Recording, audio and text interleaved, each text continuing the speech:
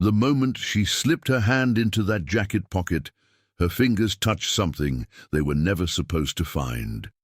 It was a Tuesday morning, grey and cold, the kind of morning that smells like old radiators and coffee gone bitter on the burner.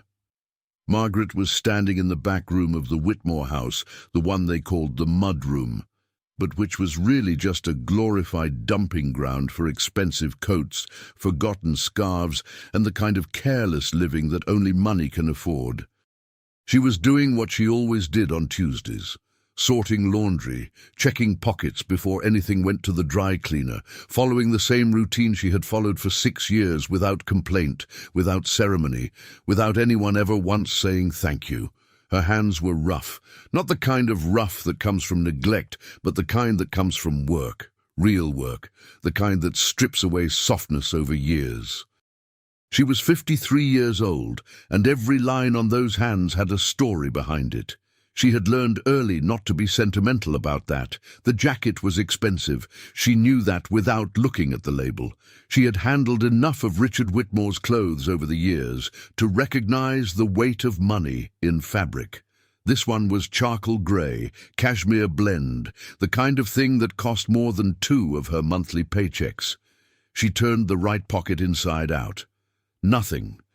She moved to the left, and there it was. A piece of paper folded twice, the edges soft from being handled. She almost didn't open it. She told herself later that she almost didn't. But something made her pause. A feeling she couldn't name, something that passed through her chest like a cold current. And she unfolded it. She read it once. Then she read it again. And in that moment, standing in that grey back room with the sound of the dishwasher humming in the kitchen down the hall, and Mrs. Whitmore's heels clicking somewhere above her head, Margaret's entire understanding of the last 6 years cracked open like an egg dropped on tile. But what no one in that house knew, not Richard with his expensive jackets and his easy smile, not his wife Caroline with her carved cheekbones and her talent for making a woman feel invisible, was that Margaret had not always been a housekeeper. And the life she had lived before she walked through their front door was the very thing that would determine what happened next. This would be the last Tuesday that Margaret spent in that house as a woman without power. Let me take you back. Not all the way, not yet, but far enough to understand who Margaret Calloway really was and why what happened inside that mudroom was never going to break her, not permanently. Not the way they assumed it would. Margaret grew up in a town in eastern Ohio where the main industries were a corrugated cardboard factory and quiet desperation. Her mother, Rose, cleaned houses for a living, and her father had left when Margaret was 4, which was so long ago that she had stopped thinking of it as abandonment and started thinking of it simply as weather, a condition she had no control over and therefore no business grieving. Her mother used to say, "Margaret, we are not the kind of people things happen to. We are the kind of people who make things happen for themselves." She said it so often it became less of a motivational phrase and more of a spiritual fact, something Margaret absorbed into her bones the way children absorb language, without effort, without translation. She was a sharp girl. Her teachers said so, though usually with a note of surprise in their voices that Margaret clocked even as a child.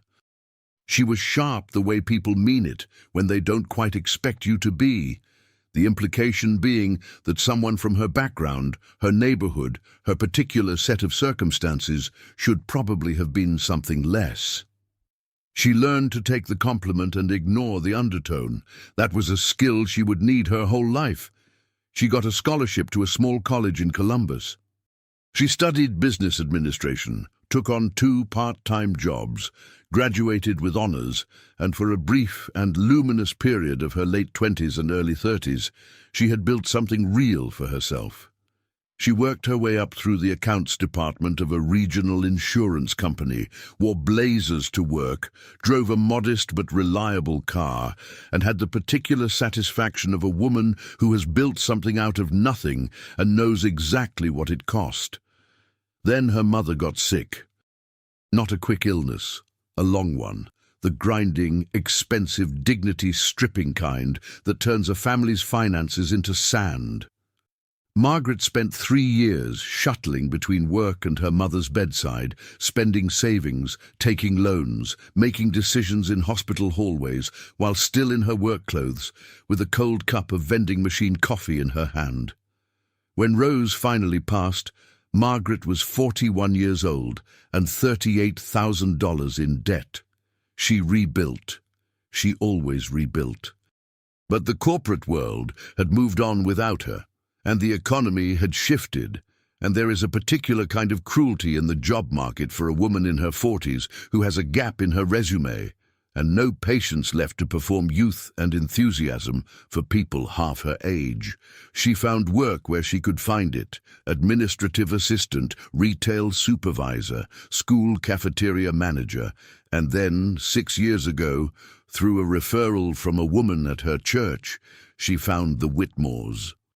The house was in Linden Hills, one of those neighborhoods where even the sidewalks look like they've been pressed and ironed. The house itself was a colonial revival, 4,000 square feet, the kind of place designed less to be lived in and more to be admired. Margaret showed up for the interview in her best blouse, her shoes polished, her references printed on clean paper. Caroline Whitmore looked her up and down in the foyer, with the specific gaze of a woman who has already made her decision and is only conducting the interview as a formality. "My last woman retired," Caroline said, as if people were positions to be filled. "I need someone reliable, someone who understands discretion. We entertain frequently, and I don't want our private business becoming neighborhood gossip." "I'm not a gossip," Margaret said simply. Caroline tilted her head, studying her. "Can you do Tuesdays and Thursdays and Saturday mornings? We can discuss terms." The terms were fair, not generous. Margaret would learn that generosity was not a quality Caroline Whitmore extended toward domestic staff, but fair. And Margaret needed the income, so she said yes, and she showed up the following Tuesday with her own cleaning supplies, because she had learned that being prepared was always better than being dependent. And she began what would become the longest and most complicated 6 years of her adult life. The Whitmore household was, on the surface, a portrait of domestic success.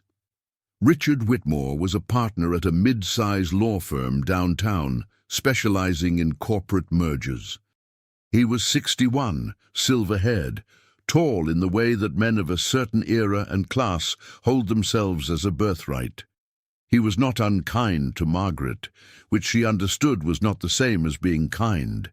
He was indifferent in the way that certain wealthy men are indifferent to the people who maintain their lives, not hostile, not contemptuous, simply unseeing. She moved through his house like furniture he'd grown used to. She poured his coffee when she passed through the kitchen, and he said nothing, not even a nod. She ironed his shirts and returned them to his closet, pressing each one with the same care she would have given her own, and he wore them without comment. Caroline was more present, which was not a compliment. She had the particular energy of a woman who has a great deal of time and not enough meaning to fill it with. She had been beautiful once, still was in a maintained architectural way, and she spent considerable resources sustaining it. She had a personal trainer, a colorist, a nutritionist, and a woman named Felicity who came every other week to do something with crystals and intention setting that Margaret observed with the serene, non-judgmental curiosity she applied to most things she did not understand. Caroline ran 3 committees at the Arts Foundation, attended charity lunches, and managed the household with the thoroughness of a general commanding a campaign. Mostly this meant managing Margaret. "The baseboards in the hallway weren't done last Thursday," Carolyn said one morning, standing in the kitchen in a silk robe, holding her coffee cup like a scepter. "I ran my finger along the bottom of the wainscoting and it was dusty." "I'll do them today," Margaret said without inflection. "I also noticed that the guest towels in the powder room were folded flat instead of the fan fold. I've mentioned this. You have. I'll refold them. Caroline looked at her for a moment, with an expression Margaret had catalogued over the years. Not quite displeasure, not quite satisfaction, somewhere in the uncomfortable territory between the two. I'm having the Hendersons and the Marshfields for dinner Friday evening. I'll need the silver polished and the good china down from the hutch. And I'll need you in early Saturday morning for the clean-up, 6:30. 6:30 is fine, Margaret said. She said that a lot. Fine. It's fine. That's fine. Not because things were always fine, but because she had made a private agreement with herself years ago that her job was her job, and her feelings were her own business, and mixing the two served nobody. Her mother had cleaned houses too, and she had understood something essential about that work that Margaret had inherited without being taught it in words. When you are in someone else's house, doing someone else's living for them, you become a kind of witness, and witnesses, if they are wise, keep their own counsel. The Whitmore children, grown out of the house, were a subject Margaret rarely thought about. There was a son, Bradley, who appeared at Thanksgiving and Christmas with his girlfriend and a laptop perpetually under his arm. There was a daughter, Serena, who lived in Portland and whose relationship with her mother was conducted primarily through clipped phone calls that Margaret overheard from the utility room. The household was, in every practical sense, just Richard and Caroline. Two people who had chosen each other a long time ago and had arrived at some kind of equilibrium that worked for them, whatever that looked like from the inside. Margaret, for 6 years, had not thought particularly hard about what it looked like from the inside, until the jacket. She stood in the mudroom and read the note a third time, her lips parting slightly, her breath going shallow. It was handwritten. A woman's handwriting. That was the first thing she noticed, though she couldn't have said precisely how she knew. The letters were small and close together, not hurried but private, the writing of someone who had chosen each word carefully. It said, "I can't keep doing this. You know what I'm asking. I've waited long enough. Make a decision, or I will. N." That was all. 7 lines of a woman's handwriting and a letter for a name. Margaret stood very still. The dishwasher hummed. Somewhere above her, Caroline's heels moved across the floor, paused, moved again. The house went on living around her the way houses do, indifferent to the small earthquakes that happen inside them. She folded the note back along its original creases. She put it back in the pocket. She set the jacket aside from the dry cleaning pile by itself against the wall, and she went back to work. But her mind was no longer in the mudroom. She thought about the note all morning.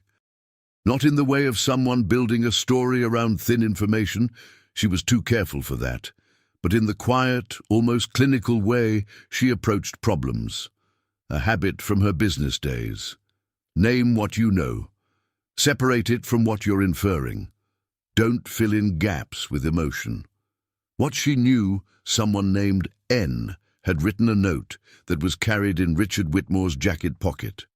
The note was intimate in tone. It referred to a decision that had been deferred, that was causing the writer significant frustration. The note was not recent. The edges were soft, the fold lines broken in. And yet he had kept it. He had not thrown it away. What she inferred, she kept to herself. She was upstairs in the master bedroom, making the bed with the automatic care of someone who has done it 10,000 times, when she heard Caroline's voice from the hallway. "Margaret." Not a question, not a greeting. "Yes, ma'am." Caroline appeared in the doorway in her after-yoga clothes, a smoothie in her hand, her hair still damp. She looked at Margaret the way she always did, a swift, assessing glance that catalogued position, progress, deficiency. "Did you go through the pockets before putting the dry cleaning aside?" "I always check the pockets," Margaret said. "There's a grey jacket, cashmere.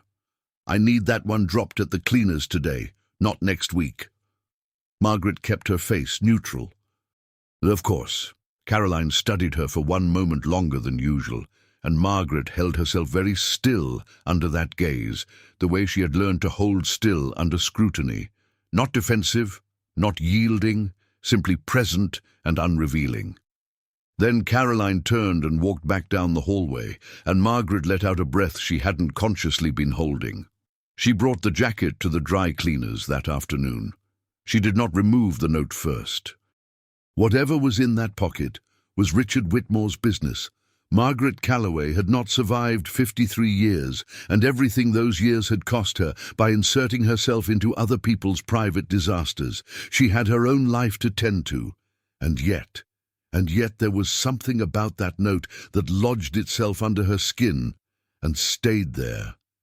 The way a splinter stays when you can't quite get the angle on it. Not the fact of an affair.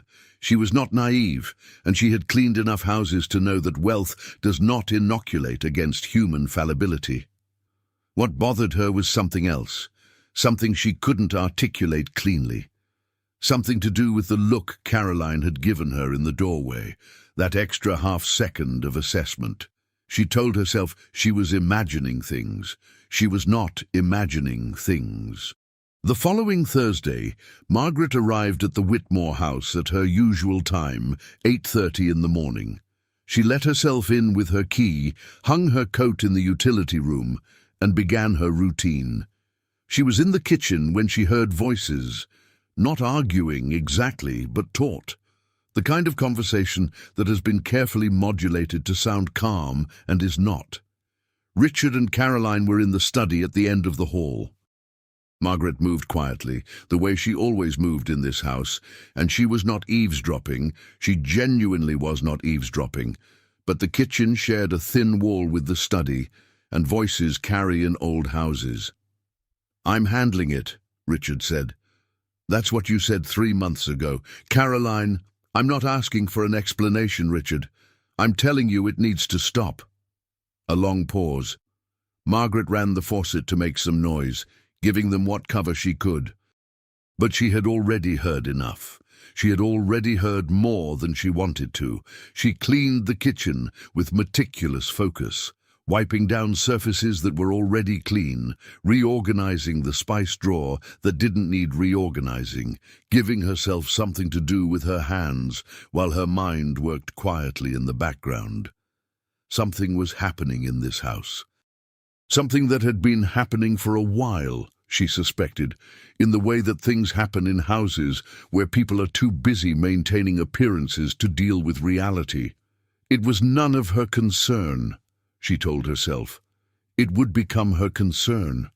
She just didn't know that yet. If you're feeling what I'm feeling right now, that slow, quiet dread that something bigger is coming, then you already know this story is nowhere near over. Go ahead and hit that like button, because what's about to happen next changes everything we think we know about Margaret and about the Whitmore house, and I promise you, you will not see it coming. 3 weeks passed. Margaret went about her work. She was good at compartmentalizing, another skill from the insurance years, where you learned quickly to separate the human tragedy behind a claim from the administrative processing of it, or you didn't last long. She cleaned the Whitmore house twice a week. She attended to the details that Caroline specified. She was invisible and efficient, and she did not think about the note. Or rather, she tried not to. The thing she kept coming back to, though, wasn't the note itself. It was the name, N, a single letter, careful and deliberate. She had been in this house for 6 years. She knew the circle of people who moved through it. She knew the names on the Christmas card list, the guests at the dinner parties, the voices on the phone, and she found herself, without quite meaning to, turning that letter over in her mind like a stone, looking at what might be underneath it. She thought about Nina. There was a Nina Marchetti, wife of one of Richard's law partners, a woman who came to the dinner parties and who had a way of standing next to Richard that Margaret had filed away without really categorizing. Slim, dark-haired, the kind of animated that requires an audience, Margaret thought about her, and then told herself she was doing exactly what she'd promised herself she wouldn't do, filling in gaps with emotion. She let it go. The first time she understood that something was being done to her specifically, not to the house, not to Caroline and Richard and their private war, was on a Saturday in late October. She had come in early for the post-dinner clean-up, as Caroline had requested. The dinner had been the night before, some kind of work function for Richard, and the house was in the kind of disarray that expensive parties leave, crystal glasses with wine residue, serving dishes with dried hollandaise, linen napkins balled up like small, defeated surrenders. Margaret had been working for about an hour and a half when Caroline came downstairs earlier than usual for a Saturday. "I need to talk to you," Caroline said. She had that smooth, closed expression that Margaret associated with unpleasant conversations. She sat down at the kitchen table, not standing, which meant this was going to take a moment. Margaret set down the dishcloth. "Of course. I've been reviewing household expenses." Caroline folded her hands on the table, the precise, deliberate fold of a woman who has thought about how she wants to appear in this conversation. "I've noticed some inconsistencies." Margaret waited. "Specifically in the supply invoices, the cleaning products you order on the household account." "I order what I need," Margaret said carefully. "I've compared the quantities you've invoiced against what's in the supply closet, and there seems to be a discrepancy." Caroline said it with the careful neutrality of someone who has rehearsed it. A consistent one. The temperature in the room changed. Margaret felt it, a shift in the air, and she understood in that moment, with the clarity that comes only from having been backed into corners before and having learned what corners feel like, that this conversation was not really about supply invoices. It was about something else. She didn't know what yet, but she knew what a setup felt like. She had been 42 years old in a corporate office when she'd experienced her first one, and she'd been too stunned by it then to respond properly. She was not too stunned now. "I'm happy to go through the invoices with you," she said. Her voice was level. "Today, right now if you'd like. I keep records." Something flickered behind Caroline's eyes. Surprise, possibly. "Of course I'm not accusing you of anything." "Then what are we discussing?" The pause stretched between them like taffy. "I just want to make sure we're keeping proper records going forward," Caroline said finally, the edge gone from her voice, replaced by something smoother and less convincing. "That's all." "I've always kept proper records," Margaret said. "Is there anything else?" There wasn't. Caroline stood, smoothed her robe, and left the kitchen with the brisk energy of a woman who has not gotten what she came for and doesn't want it to show. Margaret stood very still for a moment, then picked up the dishcloth and went back to work. She kept her records, all of them. She had learned that lesson 20 years ago, in a different workplace, in a different context, and it was a lesson that had calcified into habit. Keep everything, document everything, because you never know when someone decides you are a problem to be solved. What she didn't know, what she couldn't have known standing there in the Whitmore kitchen on that October Saturday, was that the note, the supply invoice accusation, and something that was about to happen were all connected, that they were pieces of a single thing, and that the thing was being arranged around her with a precision she wouldn't fully understand until later. She only knew that she had been made to feel guilty of something she hadn't done. And that was something she was not, categorically and absolutely going to accept. November came in cold and deliberate. Margaret had a routine outside the Whitmore house. She cleaned 2 other households, a young couple in the apartment complex on Aldgate Avenue, and an elderly retired professor named Dr. Howell, who lived alone in a house full of books and required more company than cleaning. She sang in the choir at First Congregational. She had a standing Friday evening dinner with her friend Denise, who had been her closest friend since they'd met at a church potluck 12 years ago, and who had the particular gift of listening without editorializing. "Something is going on in that house," Margaret said one Friday evening, pushing a piece of lemon chicken around her plate. "I don't know what it is, but I know it's something." Denise looked at her across the table. Denise was 61, 3 years older than Margaret, and had the broad, considering face of a woman who has heard a great many things and learned to respond to them thoughtfully. She managed a community health centre and had exactly zero tolerance for nonsense. "What kind of something?" "I don't know yet." Margaret told her about the note. She told her about the supply invoice conversation. She told her about the thin-walled conversation she'd overheard in the study. Denise listened without interrupting, which was one of the things Margaret valued most about her. When Margaret finished, Denise was quiet for a moment. Then she said, "I don't like the invoice thing." "Neither do I." "That's the kind of move someone makes when they want to build a paper trail." Denise tapped the table lightly. "Someone is setting up a story." "That's what I thought. The question is why." Ooh. They looked at each other across the table, and the shared understanding that passed between them was the kind that only comes from years of friendship and from being a certain kind of woman in a certain kind of world. The kind of woman who has learned that when something feels like it's being constructed around you, it usually is. "You need to be careful," Denise said. "I'm always careful. More careful than careful." Denise pointed a fork at her. "And I need you to start writing things down. Every conversation, every instruction she gives you, date, time, context, everything." Margaret nodded. She had already started. What she didn't tell Denise, not that night, not yet, was the other thing she'd discovered. The thing that had happened not at the Whitmore house, but 3 days before, when she'd stopped at the dry cleaners to pick up the week's order, and the woman behind the counter, Mrs. Park, had said something that stopped her cold. "Oh, your jacket came back with a note in the pocket," Mrs. Park had said, reaching under the counter.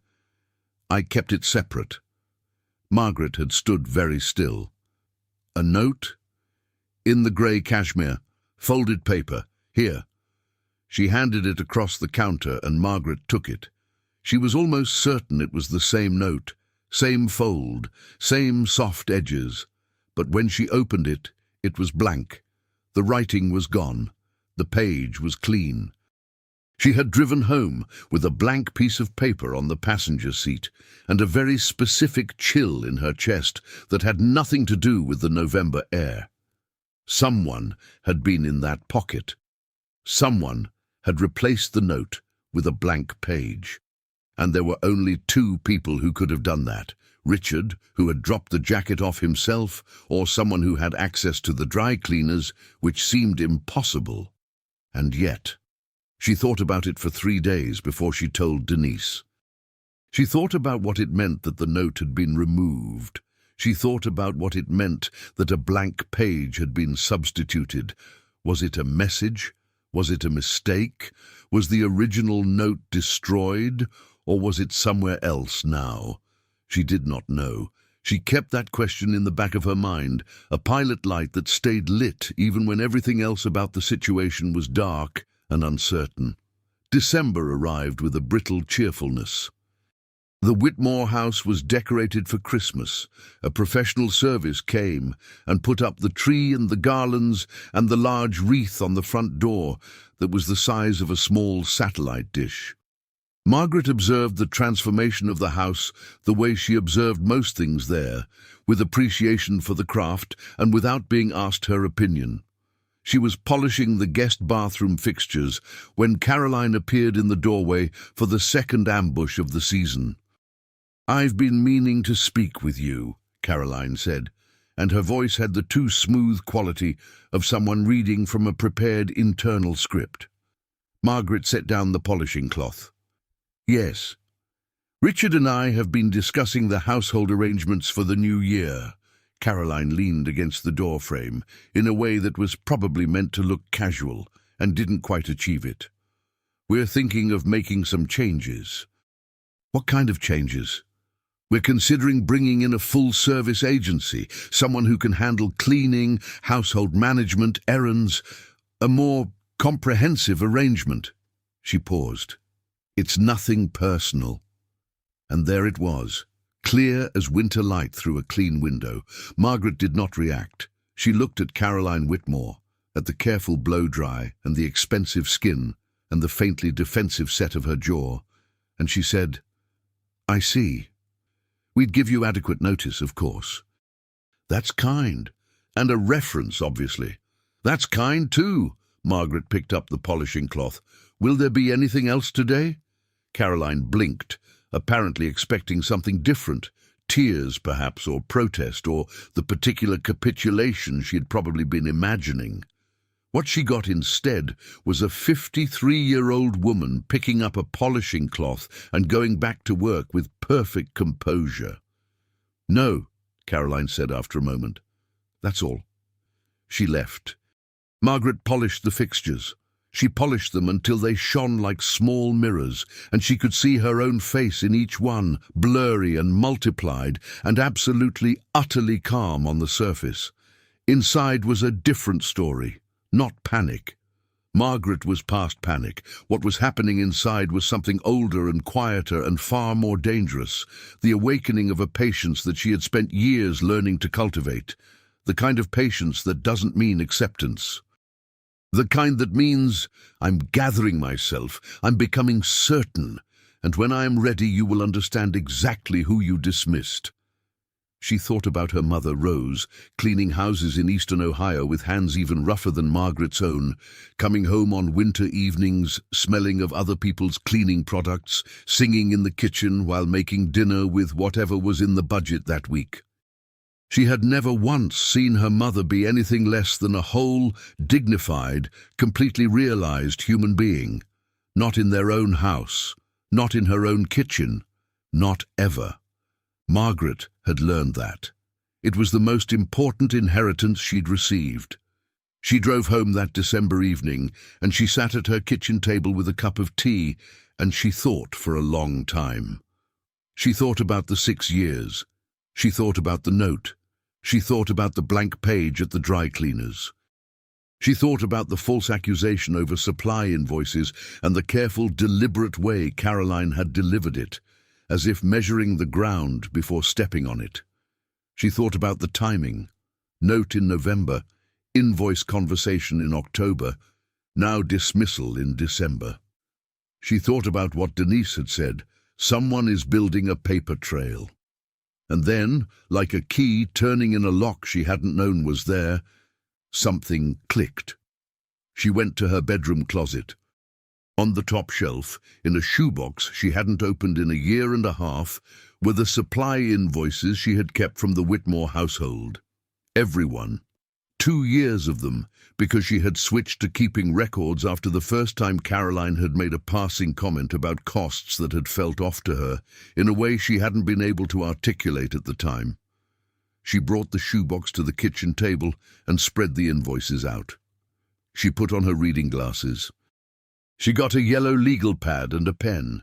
She started going through them, and she kept going, and the tea went cold, and the evening deepened into full dark outside her window. And somewhere around 10 o'clock she stopped and looked at what she had found. And what she found made the cold current come back, the same one she'd felt in the mudroom the morning she found the note.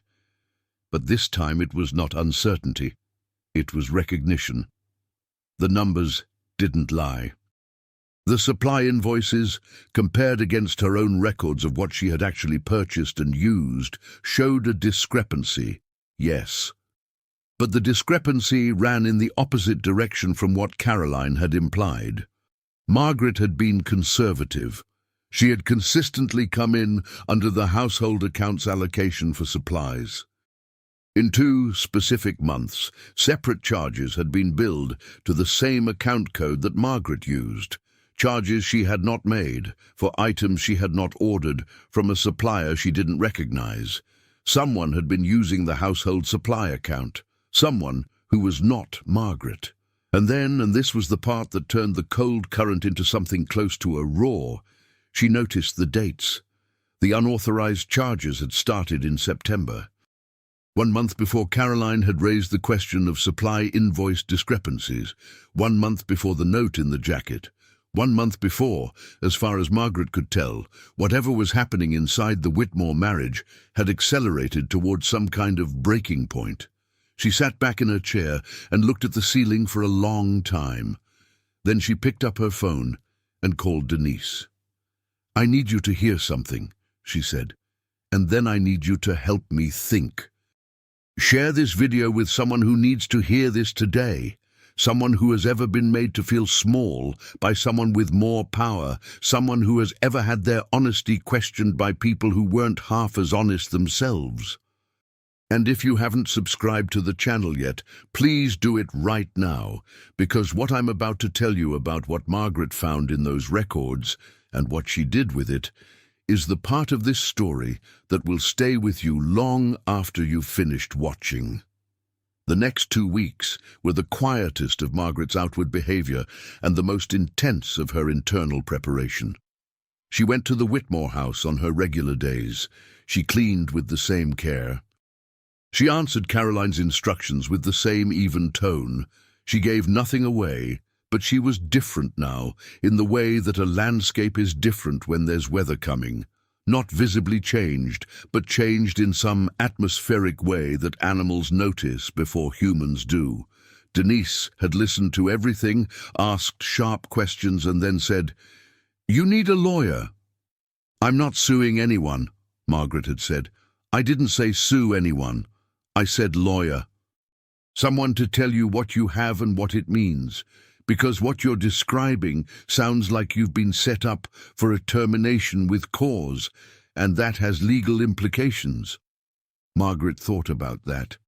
She thought about what termination with cause meant versus a standard parting of ways.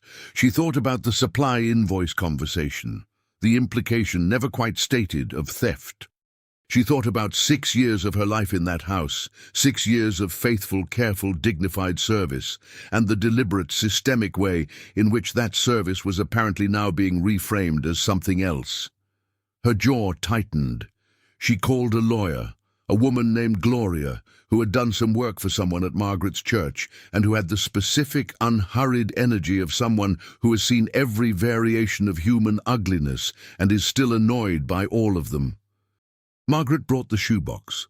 She brought her records. She brought her notes from the Friday dinner with Denise and from the mornings after. Gloria listened. She read through the invoices carefully, asking clarifying questions. When she finished, she took off her glasses and said, "Tell me again about the conversation where she raised the discrepancy." Margaret recounted it, word for word. She had written it down that evening. Gloria nodded slowly. "And she never made a direct accusation?" "No, but the implication was clear." "Yes, and you have records showing you were consistently under budget and additional charges you didn't make." "Yes." Gloria put her glasses back on and made a note. "All right, here's what I think you're looking at.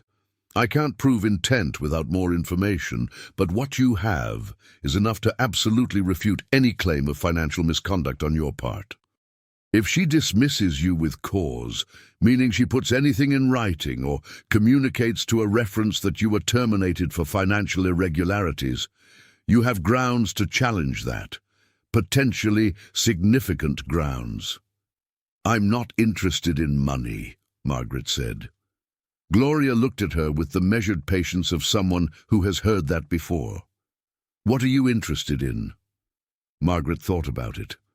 She thought about what she actually wanted, not in this specific situation, but in the larger sense, in the sense of what her life meant and what she was owed and what the shape of justice looked like for a woman who had worked with integrity for 6 years and been treated as disposable.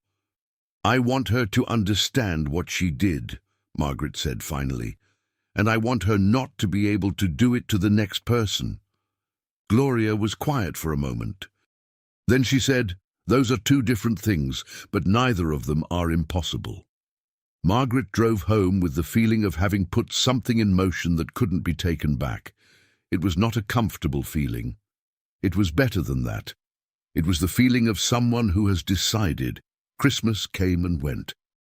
Margaret spent it with Denise and Denise's family, ate too much sweet potato pie, laughed genuinely for the first time in weeks, and went home to her apartment on Christmas night with a kind of stillness that felt like the eye of a storm. She had given herself a deadline, the new year. Whatever Caroline's timeline was for the dismissal, Margaret would be ready. What she wasn't ready for, what upended the whole careful architecture of her preparation, happened on the 28th of December. She was at the Whitmore house for a scheduled Saturday clean-up, one of the last she expected to have there. She arrived at her usual time, let herself in, began her rounds. The house was quiet in the particular way of post-holiday houses. Slightly hollow, the decorations looking tired, the good china back on the shelves, the air of intensity that surrounds large family gatherings replaced by its absence. She was in the study, dusting the bookshelves, running the cloth along the spines with the methodical care she gave everything, when she noticed the desk.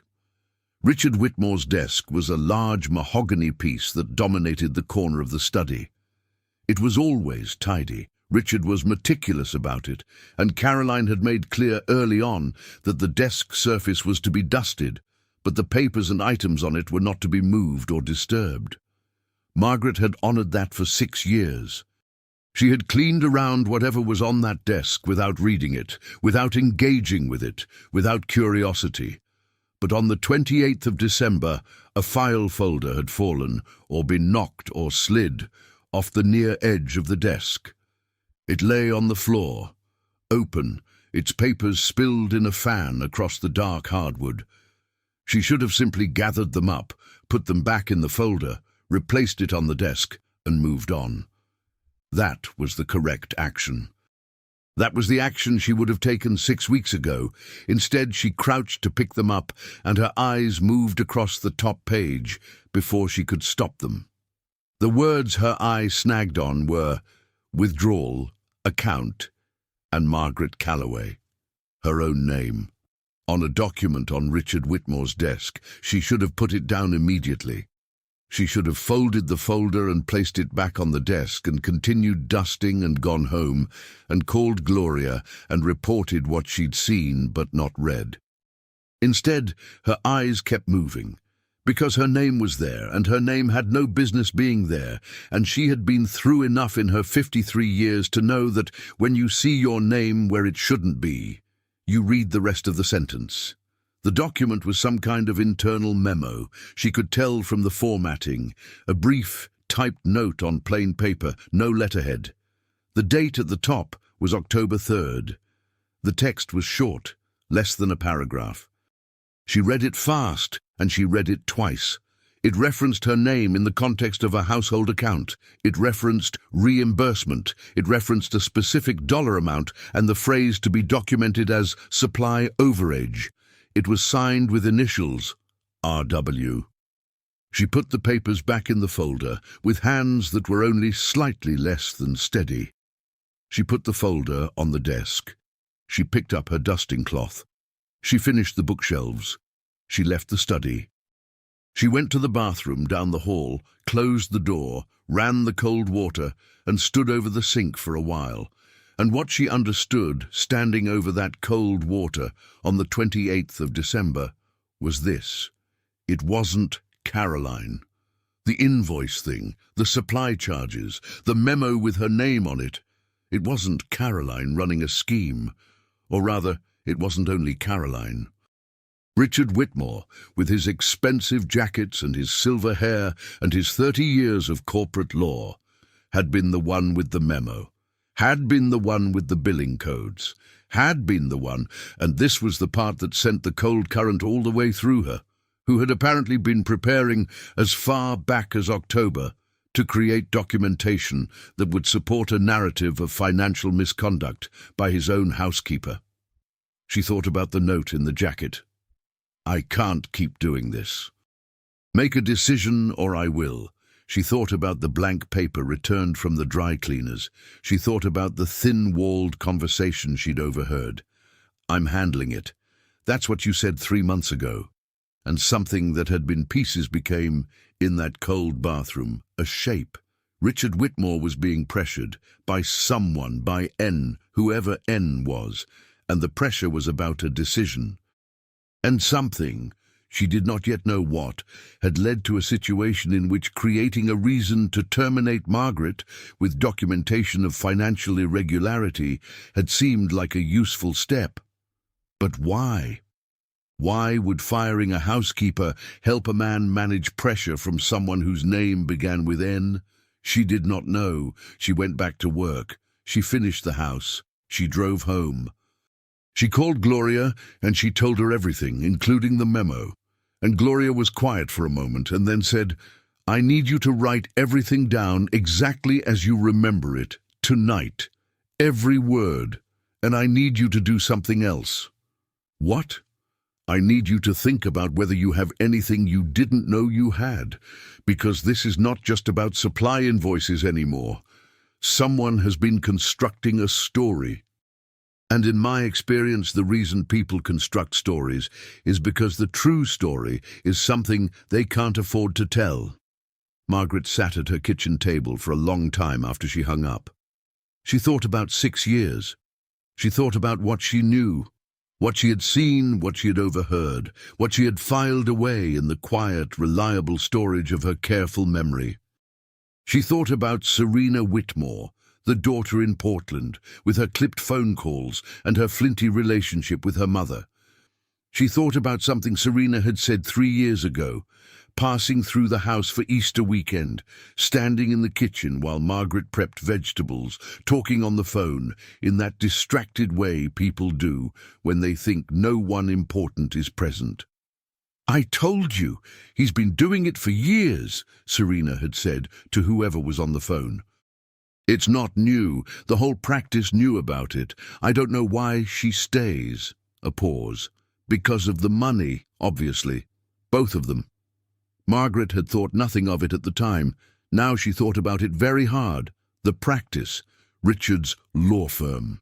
She picked up her phone. She opened a browser. She typed in the name of the firm, Whitmore, Aldrich and Crane, and began reading. She read for 2 hours. And at the end of 2 hours, she found it. Not buried, not hidden, but the kind of thing that's present without being prominent. A legal filing, publicly available, from 22 months ago. A civil suit, filed and then settled quietly out of court. The plaintiff's name was Nina Garros. The defendant was listed as Whitmore, Aldrich and Crane, with Richard Whitmore named individually. Nina. N. The suit alleged breach of fiduciary duty in a real estate investment arrangement. The settlement amount was sealed. The case had been handled swiftly and without publicity in the way that cases handled by people with good lawyers tend to be handled. Margaret sat back. Nina Garros. Not a mistress. Or not only that, a business partner. A financial arrangement that had apparently gone sideways, or been allowed to go sideways, or been deliberately run sideways, in a way that had cost Nina Garros enough money to file a civil lawsuit. And apparently, 22 months later, still cost her enough peace of mind to send a note, hand-delivered, folded twice, carried in a jacket pocket, saying she couldn't keep doing this. Make a decision, or I will. She thought about the memo on the desk, the fraudulent supply charges, the plan to terminate Margaret with a paper trail suggesting financial misconduct.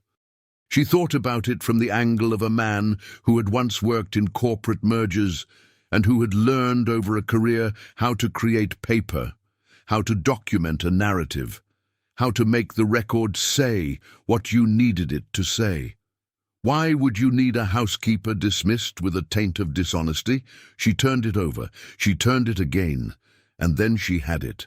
A woman dismissed for financial misconduct does not make a credible witness. If Nina Garros had decided to escalate, to go beyond the settled civil suit, to allege something more, to involve the bar association or someone worse. And if she had some way of suggesting that Margaret knew something, had seen something in that house over 6 years of quiet, observant service, the one thing you would want to establish in advance was that Margaret was not credible. That Margaret was the kind of person who took things that didn't belong to her, that her word was compromised. You wouldn't need to prove it. You just needed the suggestion, the paper trail, the story. Margaret looked at her reflection in the dark kitchen window, and she felt something extraordinary happen inside her chest.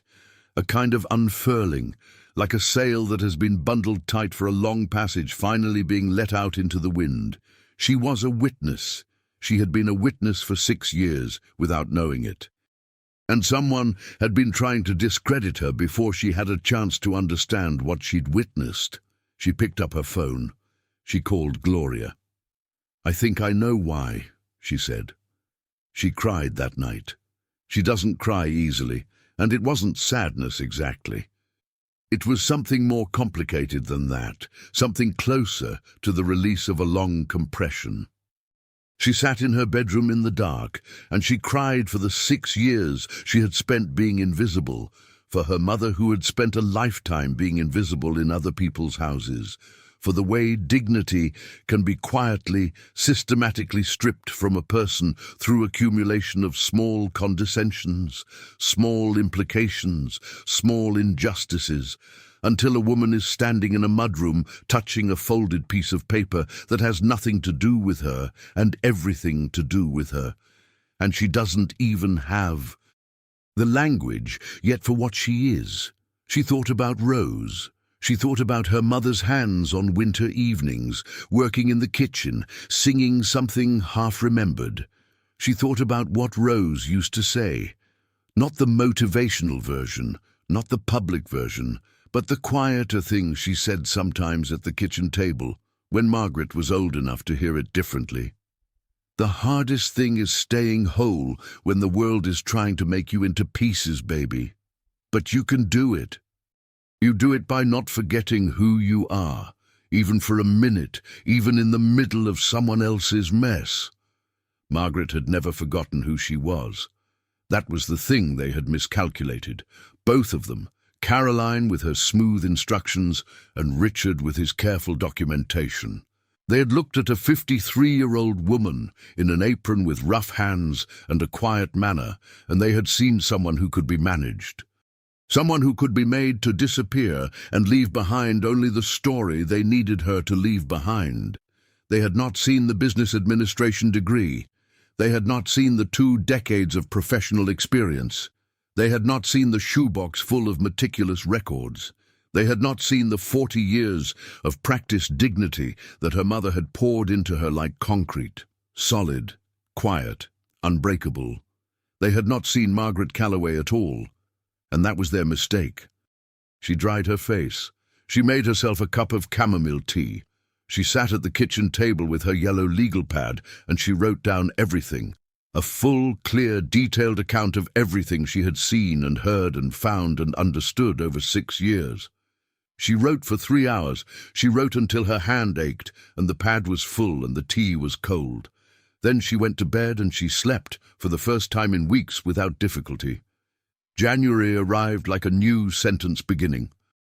Margaret met with Gloria 3 times in the first week and a half of the month. She brought everything, the invoices, the notes, the dates, the memo she had seen on the desk, the civil suit she had found, the chain of events as she now understood it. Gloria listened, reviewed, made calls she didn't share the details of, and came back each time with the careful, contained expression of a lawyer who knows she has something. "Here is what I want you to understand," Gloria said at their 3rd meeting. "What you have is primarily defensive. It protects you. It means that if they try to paint you as dishonest, we have the materials to show exactly the opposite, and to show that there is a separate, undisclosed source of the discrepancies they tried to attach to you."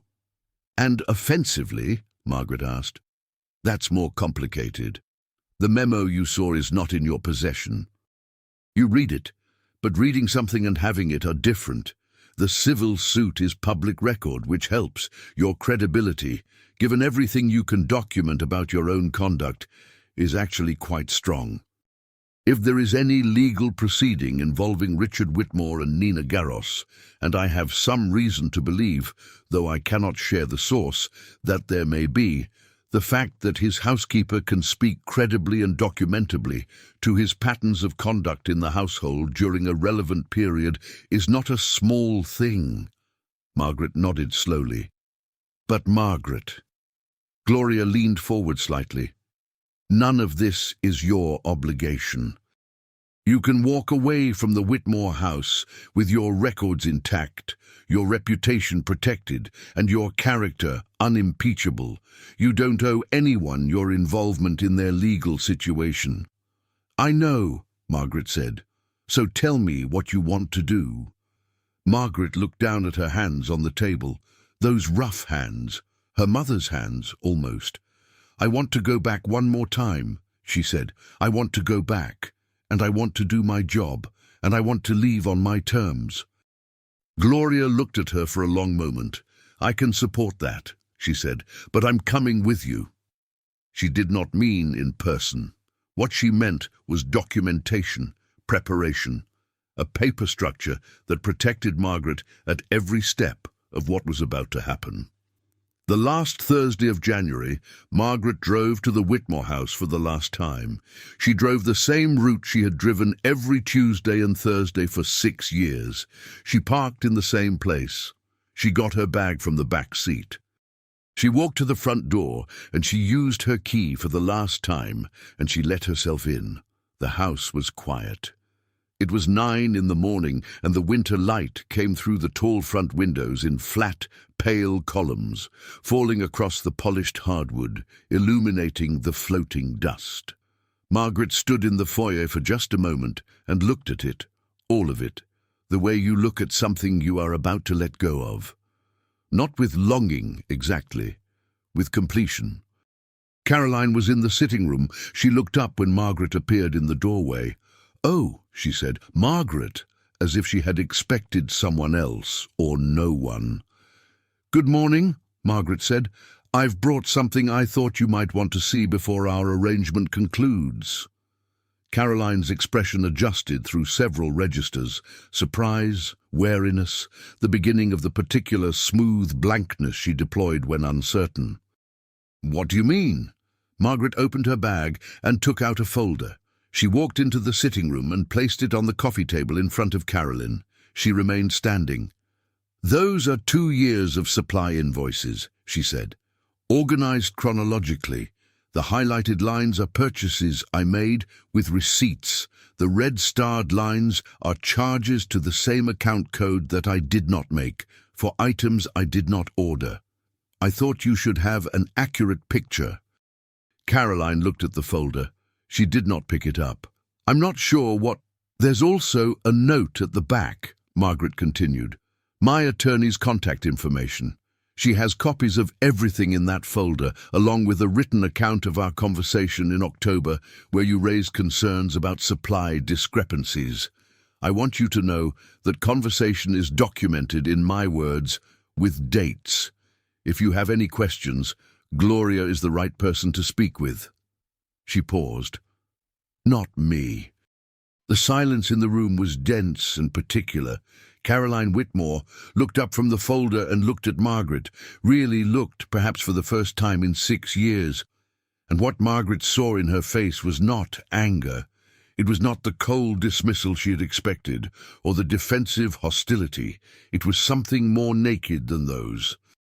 It was the look of someone who has been very comfortable in their own version of events, and has just been shown, clearly and quietly and without theatre, that there is another version. "I see," Caroline said. Her voice was different, less organized. "I'll finish what needs doing today," Margaret said, "and I'll leave my key on the kitchen counter." She turned and walked back out of the sitting room. She went to the utility room. She put on her apron. She picked up her supplies. She cleaned the Whitmore house one last time. She cleaned it the way she had always cleaned it, with full attention, with genuine care, with the kind of thoroughness that is its own form of integrity. She did the baseboards. She folded the guest towels in the fan fold. She polished the silver candlesticks on the dining room credenza until they gave back the winter light. She did not see Richard. He was not home. At 11:45, she took off her apron. She walked through each room one final time, not checking her work. Her work was always right, but just walking through, the way you walk through a place you've known a long time and are choosing deliberately not to carry with you. She left her key on the kitchen counter. She walked to the front door. She opened it. She stepped out into the January air, which was cold and bright, and smelled of something clean she couldn't name. Bare wood, maybe, or bare earth, the smell of something before it becomes something else. She walked to her car. She got in. She sat for a moment with both hands on the steering wheel, and she breathed. Then she started the engine, and she drove. She did not cry. She had already cried her tears in the dark of her bedroom weeks ago, and she had earned them and spent them, and she was past them. What she felt now was something different. A gravity, a groundedness, as if she were more fully inside her own skin than she had been in years. She called Denise from the car. "I'm done," she said.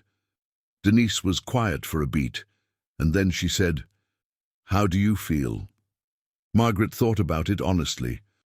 She looked out at the winter street, at the ordinary Tuesday morning going on around her. A man walking a dog, a delivery truck double parked, a woman in a yellow coat waiting for a bus with her hands in her pockets. Life being lived, ordinary and continuous, and hers. "Like myself," she said. What happened after? And there was an after, a substantial one, unfolded over the following months in ways that Margaret observed from a careful and deliberate distance. She knew about it partly through Gloria, who kept her informed of the things she needed to know, and partly through the kind of information that moves in communities, in churches, in the conversations of women who pay attention. The civil matter involving Richard Whitmore and Nina Garros did not stay settled. In March, Nina Garros's attorney filed new documentation in a proceeding that reopened the question of the original financial arrangement. The details were not public. What became public, in the way that legal proceedings sometimes become public in a mid-sized city where people know people, was that an independent household staff member had provided a statement, documented, consistent, credible, regarding the management of household accounts at the Whitmore residence during a relevant period. Margaret had given that statement. Gloria had guided her through it with the precision and care of someone who understood that the document they were creating was not about revenge, but about truth. Margaret had stated only what she knew. She had not speculated. She had not dramatized. She had presented the dates, the figures, the conversations, the memo she had seen, and her own meticulous records, and she had let the facts arrange themselves. She found out in June, through Gloria, that Richard Whitmore had reached a second settlement with Nina Garros. The amount was again sealed. The terms were reportedly more substantial than the first. He remained at the firm, but in a reduced capacity, the kind of professional reconfiguration that is never officially named as a consequence and never needs to be. Caroline and Richard Whitmore remained married, as far as Margaret knew, and she did not spend time wondering about that. What happened inside that marriage was as mysterious to her as it had always been, and it was none of her concern. The Whitmore house was sold the following autumn. Margaret, meanwhile, had not been idle. In February, a month after she left the Whitmore house, she had taken a meeting, at Denise's urging, through a contact at the community health center, with a woman named Patricia, who ran a non-profit that provided support and advocacy services for domestic workers in the city. Patricia was 65, Trinidadian American. and had the specific energy of someone who has been angry about something for 20 years and found a productive channel for it. They talked for 2 hours. Margaret brought her documentation. Patricia read through it with the focused attention of someone who has seen many versions of similar things and is still, after years, angry about all of them. "You know what would be valuable," Patricia said, "is if you could help us build training materials for workers, about documentation, about their rights, about exactly the kind of thing you did." Margaret looked at her. "What kind of training?" "Workshops. We have a cohort of women, domestic workers mostly, some building staff, who come every other Saturday. Practical skills, financial literacy, legal rights." Margaret thought about her mother, cleaning houses in eastern Ohio. She thought about every woman who had ever been made to feel invisible in someone else's kitchen and hadn't had a shoebox full of records and a phone number for a good lawyer. "I could do that," she said. She started in March. She stood in front of 12 women on a Saturday morning in a community room in the basement of a church hall, and she told them about documentation. She told them about keeping records. She told them about the specific way that power operates in domestic environments, the particular vulnerabilities and the particular strengths. She told them, carefully, without naming anyone, without drama, about a shoebox and what it had meant. By May, there were 22 women in that Saturday cohort. By September, 31. Some of them were older than Margaret, some much younger.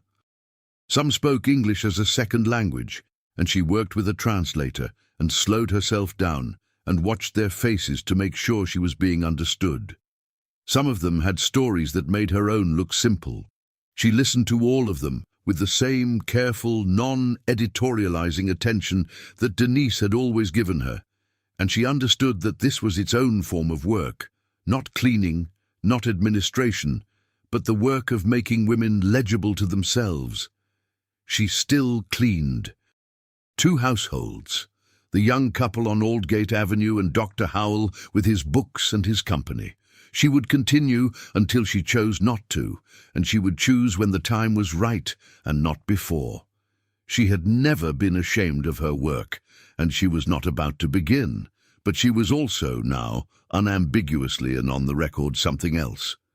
She was Margaret Calloway, who had worked in corporate insurance for 15 years before life redirected her, who had cared for a dying parent with grace and at considerable personal cost, who had spent 6 years in a household noting things with the careful, trained attention of someone who once understood balance sheets, who had been underestimated by 2 people who should have known better, and who had responded to that underestimation by becoming, quietly and without announcement, exactly as powerful as she needed to be.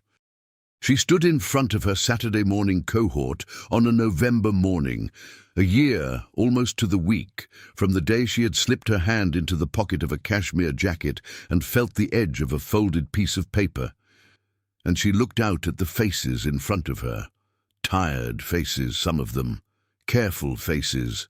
Faces that had learned to read rooms before entering them, had learned to make themselves smaller in other people's spaces, had learned the intricate economy of invisible labor.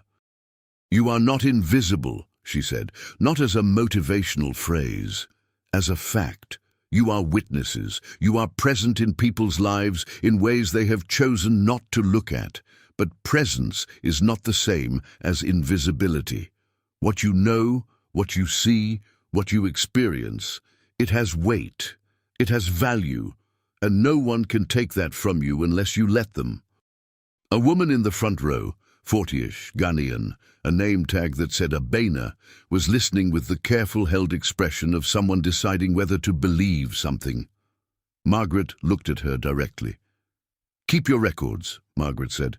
"Know your worth, and don't let anyone write a story about you that isn't true." She meant it for all of them. She meant it, she realized as she said it, for herself too, for the version of herself who had stood in that mudroom on a grey Tuesday morning and touched a piece of paper and felt the cold current pass through her chest and not yet known what it meant. It had meant, you are more than this room, more than this role, more than what they see when they look at you. It had taken her a year to complete the sentence, but she had completed it. On her own terms, in her own time, with her own hands, rough, useful, hers. Outside, November was doing what November does. The light was thin and sideways through the church hall windows. Someone had made coffee, and the smell of it moved through the room like a small, warm kindness. The women in front of her were pulling out notebooks, some of them, and Margaret felt something that her mother would have recognized immediately. The specific satisfaction of work that matters, work that is done with the whole self, work that leaves the world fractionally better than it found it. That was enough. That was, in the end, everything. Some stories end with wealth reclaimed or injustice dramatically punished, and those stories are satisfying in their own right. But the truest victories are often quieter than that. They happen in a car on a January morning, engine running, both hands on the wheel, and the feeling of being simply, completely, irreducibly yourself. They happen in a church hall basement on a Saturday, with bad coffee and good company, and the face of a woman in the front row deciding to believe something true.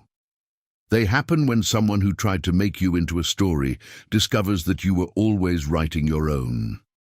Margaret Calloway walked out of that meeting into the November afternoon, and she breathed the cold air, and she thought about her mother, and she smiled. Not the public smile, not the professional composure she had worn like armor for 6 years in someone else's house. The real one, the one that reaches the eyes and doesn't ask permission. She got in her car. She had 3 stops to make before dinner at Denise's. She had choir practice on Wednesday and a workshop outlined to finish by Friday. She had a full, complicated, entirely her own life to get back to. She started the engine. She drove. If this story moved something in you today, if you saw yourself in Margaret, or your mother, or your sister, or someone you love who has been dismissed and doubted and made to feel less than what they are, then I want you to subscribe to this channel and hit the bell. Every week, there is a new story waiting here. Stories about women who were told they were small and proved that wrong. Stories about resilience that doesn't make headlines, but changes lives. Stories about the long, quiet, undefeated human spirit that refuses, no matter how many jacket pockets it gets tangled up in, no matter how many grey mornings it has to walk through, to be anything other than itself. Come back, bring someone with you. These stories are for all of us.